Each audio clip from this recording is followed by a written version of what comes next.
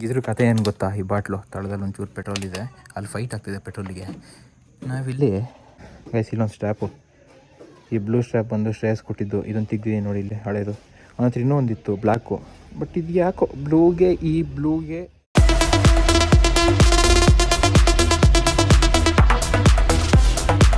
ಅಲ್ಲ ಈಗ ಎಲ್ಲಿಂದ ಮಾಡ್ತೀಯಾ? ಹಿಂಗೆ ಹೋಗೋದು ವಾಪಸ್ ಬರೋದು ಮಾಡ್ತೀನಿ, ಇಲ್ಲ ನಾನು ಬರ್ಬೇಕಾ?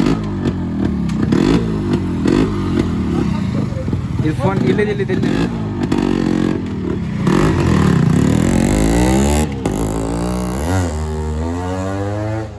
ಆಪರೇಷನ್ ಕಲ್ಲ.